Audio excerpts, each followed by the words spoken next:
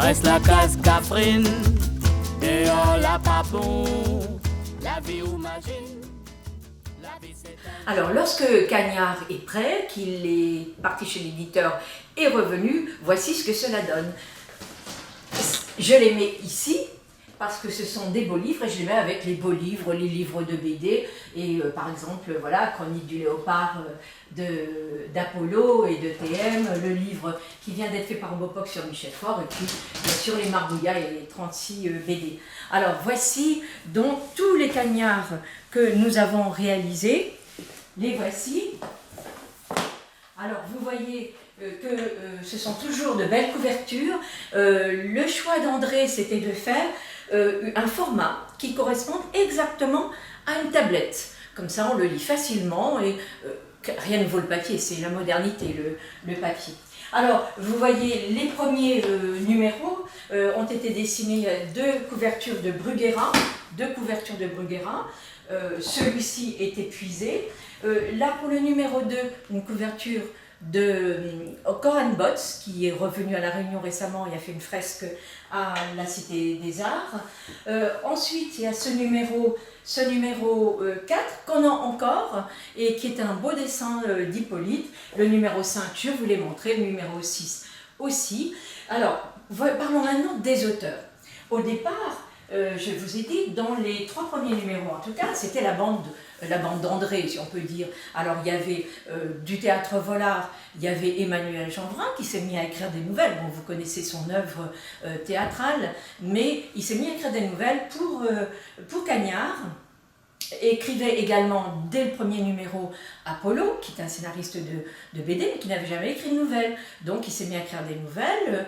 Vous avez eu aussi Marie Martinez, dont je vous ai parlé, qui fait partie du comité de lecture, et qui écrivait un petit peu dans Le Cri du Marbouillat, et qui s'est mise à écrire aussi des nouvelles pour Cagnard, ainsi que Cécile Antoire, qui connaissait André depuis très très longtemps, et qui a écrit également des nouvelles. Elle avait beaucoup de carnets, elle écrivait beaucoup, elle écrit des nouvelles. Puis 2 amis proches de Métropole, Xavier Marotte qui écrit des récits fantastiques, et Xavier Gédouin qui est un voyageur et qui s'est mis à écrire aussi pour Cagnard. Il tient aussi un blog littéraire et Xavier Marotte fait un petit fascicule littéraire. À partir du numéro 4, qui est le dernier qu'André a conçu entièrement, nous ont rejoint d'autres auteurs, notamment Nathalie Valentine Legros, qui s'occupe de Cette Lame la mer, le site qu'elle anime, et Julie Legrand, qui a écrit déjà plusieurs petits recueils de nouvelles. Nous ont rejoint également, à partir de ce numéro-là, Vincent Constantin, qu'André avait découvert, qui écrit en créole et qu'André avait traduit de manière très poétique d'ailleurs. Tous ces écrivains, j'ai oublié de parler aussi de Pierre-Louis Rivière, qui a écrit Tudo Mondo, qui avait déjà écrit auparavant, quand même, Notes des derniers jours. Alors, Nathalie Legros avait écrit ce livre, M'adorer, pas besoin de croire, moi elle est morte, et elle aime bien écrire comme ça, sur un rythme assez léger, presque de chansons, l'histoire d'une famille, et elle remonte dans la généalogie de cette famille. Elle a l'art de vraiment camper des scènes du quotidien, des souvenirs des années 50-60, et en même temps sur un rythme très intéressant. C'est le rythme, le souffle chez Nathalie Legros qui est très intéressant. Julie Legrand, elle brosse des scènes qu'on appellerait des scènes de genre, où elle met en scène des événements, un petit peu du quotidien, une communion ou des rencontres. Enfin, elle sait très bien présenter des personnages, caractériser des personnages et rentrer dans leur intimité et avec à la fois réalisme, humour et une certaine acidité. Un de ces recueils justement qui illustre bien ce qu'elle aime faire, Petite morsure animale. Voilà pour et Vincent Constantin qui a écrit qui écrit en créole. continué à écrire des nouvelles et ces nouvelles ont été rassemblées dans L'Homme Coq. C'est une nouvelle qu'il avait écrite pour Cagnard mais qui était un peu longue et donc l'ensemble des nouvelles ont été éditées au Poisson Rouge, aux éditions Poisson Rouge.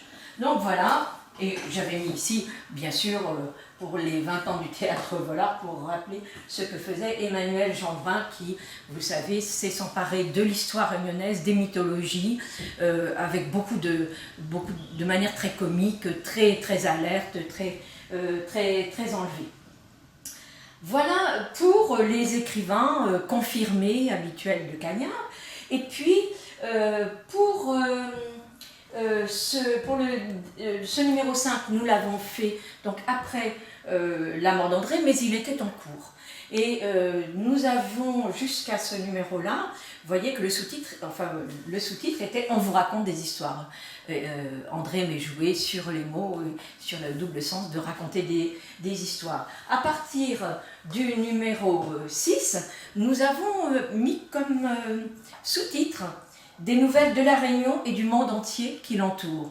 Alors ça, c'est un clin d'œil encore à André qui disait souvent que justement Cagnard, c'était des nouvelles de la Réunion et du monde entier qui l'entoure, comme pour le titre de la collection éditée par les gens du Margouillat, le centre du monde. Il faut un peu d'autocentrisme, mais en ce moment, ça fait du bien de se faire un petit peu le centre du monde. Donc voilà, ce sont des nouvelles de la Réunion et du monde entier qui l'entourent. Je souligne cela parce que donc vous voyez qu'il y a des écrivains de métropole, des écrivains de la Réunion, et qu'on n'a pas pour thème uniquement ce qui se passe à la Réunion. Ça peut être le voyage, ça peut être, on peut aller jusqu'au Kerguelen en Islande, et on a un peu toutes sortes de thèmes.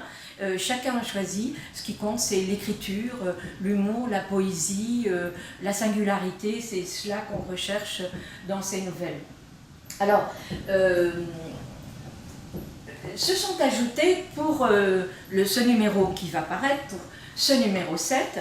Alors d'abord, la couverture a été faite, je vous l'ai dit, par une jeune dessinatrice du Cri du Margouillat, une femme, et jusqu'à présent, on avait, disons, plutôt moins de femmes que d'hommes qui écrivaient dans Cagnard. Donc des auteurs et peu d'autrices, et petit à petit, on est passé de 2 à 4, et maintenant, pour ce numéro 7, beaucoup d'autrices de la Réunion nous ont rejoints. Et on a plusieurs personnes qui nous ont contactés par l'intermédiaire du site Cagnard, et d'autres parce qu'on les connaissait. Alors par exemple, nous avons une nouvelle de Jocelyne Leblaise qui a écrit Des fenêtres sur l'océan, qui a son petit succès vraiment ici à La Réunion, très intéressant, et qui parle de l'histoire, mais raconte aussi le quotidien des gens au XIXe siècle, au début du XXe, avec beaucoup d'humour, de réalisme et de vivacité. Alors elle nous a donné une nouvelle sur les courses à la redoute, un chapitre qui existe dans ce livre, mais qu'elle nous a donné avec d'un autre point de vue, avec un autre personnage. Voilà, on a également Monique Mérabé, dont j'avais beaucoup aimé la nouvelle qui était parue dans ce recueil Nénène porteuse d'enfance. On a également Estelle Coppolani, qui a déjà écrit dans Indigo, des poèmes dans Indigo. Et enfin, on a Natacha Hermine, dont je n'ai pas de livre, mais elle a publié chez Grand Océan Voleur de chemin, et elle habite maintenant en région parisienne, mais elle avait gagné un concours du Conseil général, organisé par le Conseil général, un concours d'écriture organisé par le Conseil général, et donc elle nous a rejoint et donné une nouvelle très intéressante sur Lyon, très exactement sur la cathédrale Saint-Jean de Lyon, puisqu'elle s'est installée dans cette région-là depuis son départ de La Réunion. Et enfin, une nouvelle écrivaine de La Réunion également, qui s'appelle Stéphanie Rivière, originaire de Sillaos, et qui nous a envoyé des nouvelles très drôles, très légères, très loufoques. Et j'ai beaucoup aimé la nouvelle que l'on a choisie qui s'intitule Destin croisé. Je vais maintenant vous lire des petits extraits de certaines de ces nouvelles, surtout de ceux qui devaient être avec nous à la médiathèque du port, mais juste des débuts parce que sinon ce serait beaucoup trop long. Alors je vais m'installer dans mon fauteuil où j'aime bien lire quand le temps est maussade comme aujourd'hui. Alors voici quelques nouvelles.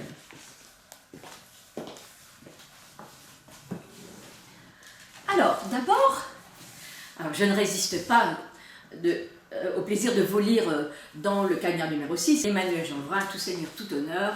C'est un des plus connus des écrivains de Cagnard qui a finalement été édité chez Gallimard. Donc je vous lis l'histoire de l'enterrement de Jacques, les premières lignes de l'enterrement de Jacques. Jacques, c'est un avocat d'une famille très célèbre de La Réunion, et voici comment débute cette histoire qu'il faudra que vous lisiez. C'est un vrai, c'est savoureux. Jacques s'échappa par le petit trou de son crâne et se colla dans un angle du plafond. De là-haut, il avait une vue plongeante sur son corps qui fumait.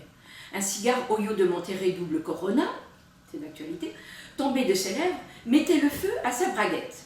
Heureusement, le verre de Château Talbot que Jacques sirotait avant de passer à table se renversa sur son pantalon et nettoya le sinistre. En sortant de la cuisine, la duchesse poussa un cri affreux et le carré d'agneau qu'elle transportait valdingua sur le sol, hurlements, bruit de porte, bousculade sur le palier. La voisine, une doctoresse, une folle de Jésus que la duchesse fréquentait, rappliqua. On était un 15 août, jour de l'Assomption. Les deux femmes se jetèrent aux pieds de l'avocat et, telles des pleureuses antiques, se signèrent à foison, implorèrent, sanglotèrent et débitèrent à haute voix les 20 dizaines, joyeuses, lumineuses, douloureuses et glorieuses du rosaire. De là-haut, Jacques sourit, de ce sourire énigmatique et moqueur qu'on lui connaissait. Alors voilà, donc l'enterrement de Jacques, une nouvelle qui débute de manière très enlevée, comique, comme ce que sait faire Emmanuel Jeanbrun.